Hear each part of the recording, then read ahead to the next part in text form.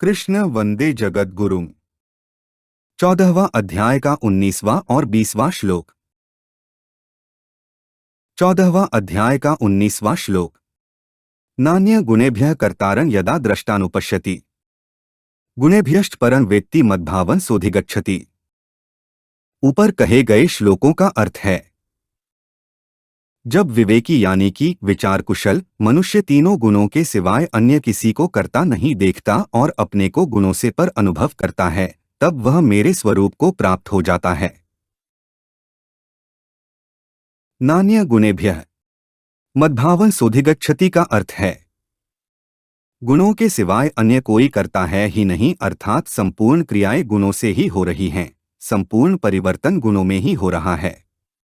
तात्पर्य है कि संपूर्ण क्रियाओं और परिवर्तनों में गुण ही कारण हैं और कोई कारण नहीं है। वे गुण जिससे प्रकाशित होते हैं वह तत्व गुणों से पर है। गुणों से पर होने से वह कभी गुणों से लिप्त नहीं होता, अर्थात गुणों और क्रियाओं का उस पर कोई असर नहीं पड़ता। ऐसे उस तत्व को जो विचार कुशल साधक जान लेता है, अर्थात विवेक के द्वारा अपने आप को गुणों से पर असंबद्ध निर्लिप्त अनुभव कर लेता है कि गुणों के साथ अपना संबंध न कभी हुआ है, न होगा और न हो ही सकता है।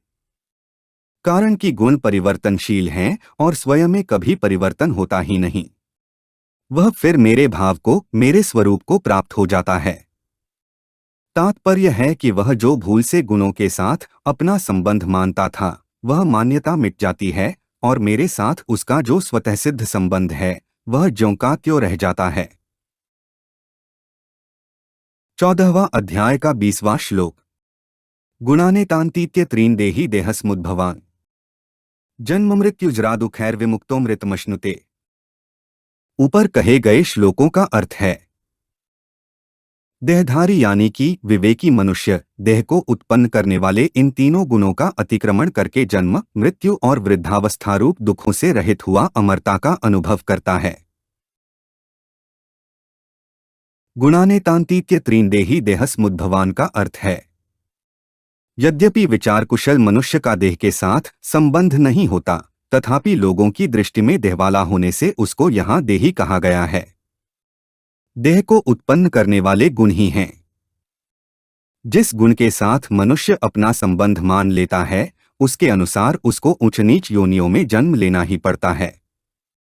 अभी इसी अध्याय के 5वें श्लोक से 18वें श्लोक तक जिनका वर्णन हुआ है, उन्हीं तीनों गुणों के लिए यहाँ एतान त्रीन गुणान पद आए हैं। विचार कुशल मनुष्य इन तीनों गुणों का अतिक्रमण कर जाता है, अर्थात इनके साथ अपना संबंध नहीं मानता, इनके साथ माने हुए संबंध का त्याग कर देता है। कारण कि उसको यह स्पष्ट विवेक हो जाता है कि सभी गुण परिवर्तनशील हैं, उत्पन्न और नष्ट होने वाले हैं और अपना स्वरूप गुणों से कभी लिप्त हुआ नहीं, हो सकता भी नहीं। ध्यान देने की बात है कि जिस प्रकृति से ये गुण उत्पन्न होते हैं, उस प्रकृति के साथ भी स्वयं का किंचन मात्र भी संबंध नहीं है, फिर गुणों के साथ तो उसका संबंध हो ही कैसे सकता है। जन्ममृत्युजरादुःखैर्विमुक्तोऽमृतमश्नुते का अर्थ है, जब इन तीनों गुणों का अतिक्रमण कर जाता है तो फिर उसको जन्म, मृत्यु और वृद्धावस्था का दुख नहीं होता। वह जन्म मृत्यु आदि के दुखों से छूट जाता है, क्योंकि जन्म आदि के होने में गुणों का संग ही कारण है। ये गुण आते जाते रहते हैं, इनमें परिवर्तन होता रहता है। गुणों की वृत्तियां कभी सात्विकी, कभी राजसी और कभी तामसी हो जाती हैं, परंतु स्वयं में कभी सात्विकपना, राजसपना और तामसपना आता ही नहीं। स्वयं यानी कि स्वरूप तो स्वतः असंग रहता है। इस असंग स्वरूप का कभी जन्म नहीं होता। जब जन्म नहीं होता तो मृत्यु भी नहीं होती। कारण कि जिसका जन्म होता है उसी की मृत्यु होती है तथा उसी की वृद्धावस्था भी होती है। गुणों का संग रहने से ही जन्म, मृत्यु और वृद्धावस्था के दुखों का अनुभव होता है। जो गुणों से सर्वथा निर्लिप्तता का अनुभव कर लेता है, उसको स्वतः सिद्ध अमरता का अनुभव हो जाता है। देह से तादात्म्य यानी कि एकता मानने से ही मनुष्य अपने को मरने वाला समझता है। देह के संबंध से होने वाले संपूर्ण दुखों में सबसे बड़ा दुख मृत्यु ही माना गया है।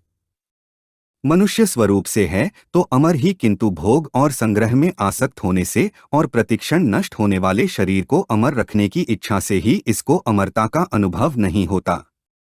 विवेकी मनुष्य देह से तादात्म्य नष्ट होने पर अमरता का अनुभव करता है। पूर्व श्लोक में मद्भावन सोधिगच्छति पदों से भगवत भाव की प्राप्ति कही गई एवं यहाँ अमृतम श्रुते पदों से अमरता का अनुभव करने को कहा गया। वस्तुतः दोनों एक ही बात है।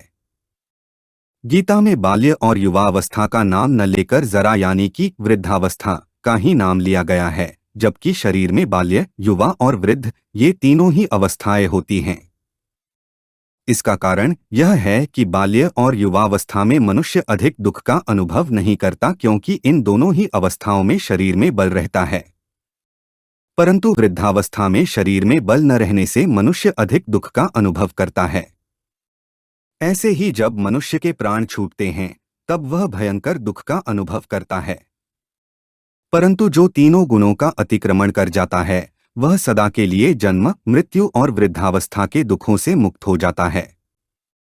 इस मनुष्य शरीर में रहते हुए जिसको बोध हो जाता है उसका फिर जन्म होने का तो प्रश्न ही पैदा नहीं होता। हाँ, उसके अपने कहलाने वाले शरीर के रहते हुए वृद्धावस्था और मृत्यु तो आएगी ही, पर उसको वृद्धावस्था और मृत्यु का दुख नहीं होगा। वर्तमान में शरीर के साथ स्वयं की एकता मानने से ही पुनर्जन्म होता है और शरीर में होने वाले जरा, व्याधि आदि के दुखों को जीव अपने में मान लेता है। शरीर गुणों के संग से उत्पन्न होता है। देह के उत्पादक गुणों से रहित होने के कारण गुणातीत महापुरुष देह के संबंध से होने वाले सभी दुखों से मुक्त हो जाता है। अतः प्रत्येक मनुष्य को मृत्यु से पहले अपने गुणातीत स्वरूप का अनुभव कर लेना चाहिए। गुणातीत होने से जरा, व्याधि, मृत्यु आदि सब प्रकार के दुखों से मुक्ति हो जाती है और मनुष्य अमरता का अनुभव कर लेता है। फिर उसका पुनर्जन्म होता ही नहीं। हमारे चैनल को सब्सक्राइब करें। अगर यह वीडियो आपको अच्छी लगी तो वीडियो को लाइक करें, वीडियो को अपने दोस्तों के साथ शेयर करें, अपने सुझाव हमें कमेंट करके बताएं। जय श्री कृष्णा।